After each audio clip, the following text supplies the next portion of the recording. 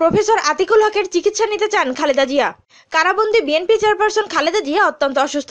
তিনি professor doctor Atikul হকের কাছে চিকিৎসা নিতে চান বলে জানিয়েছেন দলের মহাসচিব মির্জা ফখরুল ইসলাম আলমগীর। মঙ্গলবার নাইকো দুর্নীতির মামলার শুনানি শেষে সাংবাদিকদের কাছে তিনি কথা বলেন।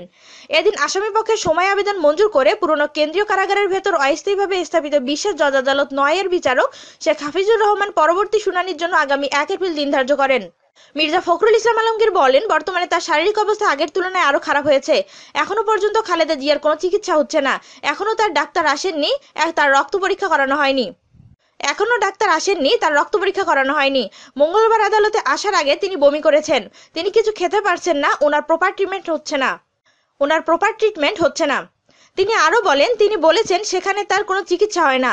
আমরা সরকারকে তাকে একটা বিশেষায়িত হাসপাতালে নেওয়ার জন্য বলেছি। এখন পর্যন্ত সরকার কোনো ব্যবস্থা নেয়নি। তিনি চাচ্ছেন অতি শীঘ্রই তার রক্ত পরীক্ষা করা হোক। চিকিৎসার জন্য তাকে প্রফেসর ডক্টর আতিকুল হককে দেখানো হোক এবং তাকে দিয়ে চিকিৎসার ব্যবস্থা করা হোক।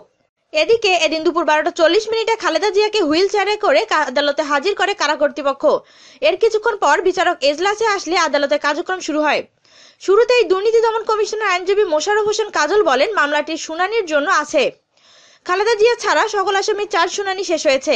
এখন তারা শুরু করলে মামলাটির কার্যক্রম আমরা শেষ করতে পারবো।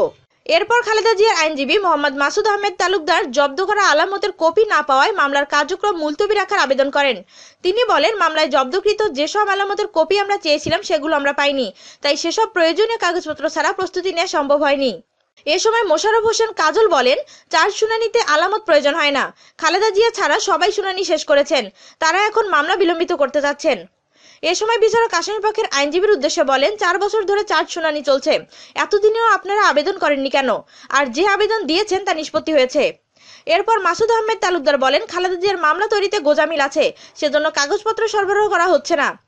এ সময় বিচারক আসামিপক্ষের এক আইনজীবীর কাছে জানতে চান তারা 4 শুনানি করবেন কিনা।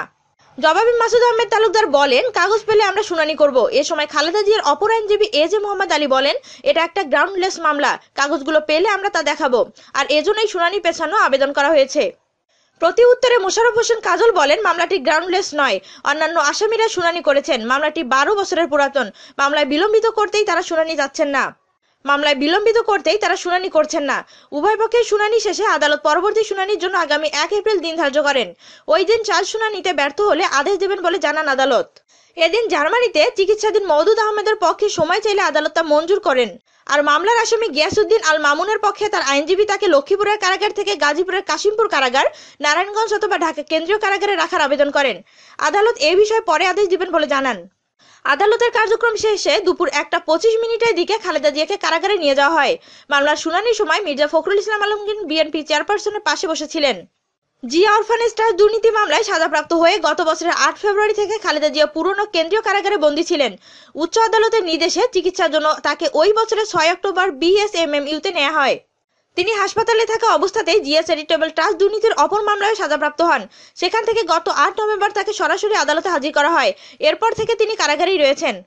ক্ষমতার অপব্যবহারের মাধ্যমে কানাডার কোম্পানি নাইকোর সঙ্গে অসচ্ছ চুক্তি করে রাষ্ট্রের প্রায় 13,777 কোটি টাকা ক্ষতির অভিযোগে খালেদা জিয়া সহ 5 জনের বিরুদ্ধে এ মামলা করে দুর্নীতি দমন কমিশন।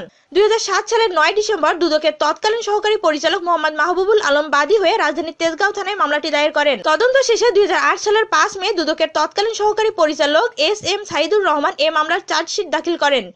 চার্জশিটে খালেদা জিয়া সহ 11 জনকে আসামি করা হয়। চলতি বছরের 4 ফেব্রুয়ারি ব্যারিস্টার মওদুদ আহমেদের পক্ষে আংশিক চার্জ শুনানি হয়।